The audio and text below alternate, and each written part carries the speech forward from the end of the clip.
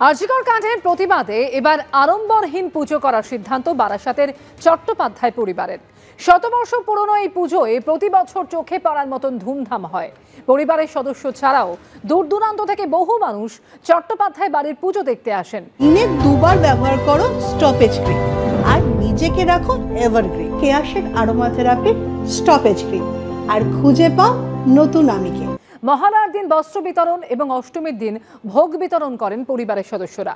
আরজিকর কাণ্ডের জেরে এই বছর সমস্ত কর্মসূচি বাতিল করা হয়েছে।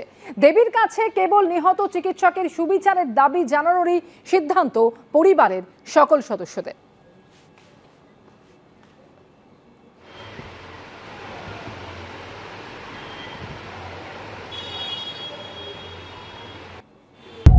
আমরা সবাই মিলে কালকে বসে ঠিক করেছি যেটা আমাদের পারিবারিক দুর্গোৎসব, কিন্তু এবার আমরা দুর্গোৎসব বলছি না, আমরা সেটাকে দুর্গা পূজা বলবো।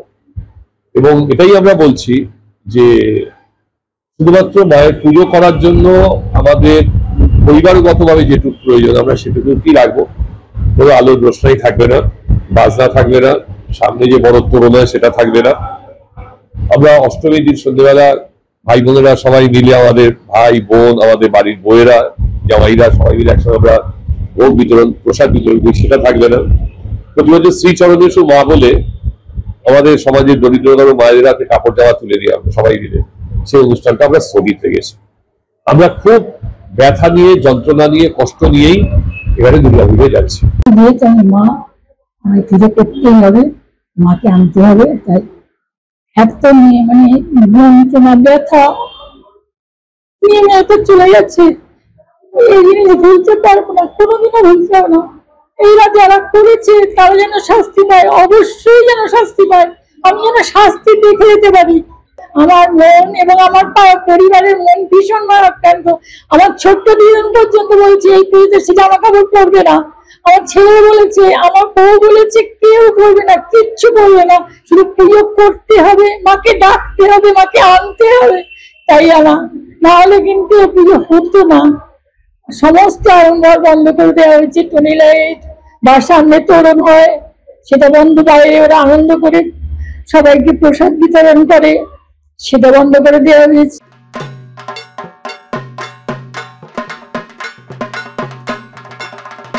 কাকুরগাছির শ্রী শ্রী সরস্বতী ও কালীমাতা মন্দির পরিষদ 5 বছরে পা দিল এই পুজো। এই পুজো শুরু করেছিলেন অভিজিৎ সরকার, কিন্তু তিনি আর নেই। এই পুজো এখন চালাচ্ছেন তার দাদা বিশ্বজিৎ। কিন্তু এই পুজোতে এবছর সরাসরি আরজিকরের ছায়া পড়েছে।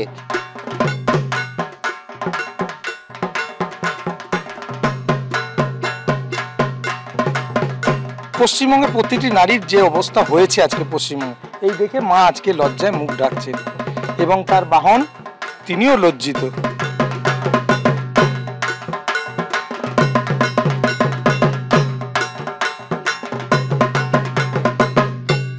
এই পুরো মণ্ডপ জুড়ে কালো রঙের ব্যবহার রয়েছে।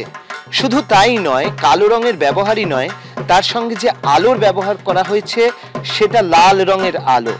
অর্থাৎ পুরো মণ্ডপ জুড়ে একটা লাল রঙের প্রতিচ্ছবি রয়েছে।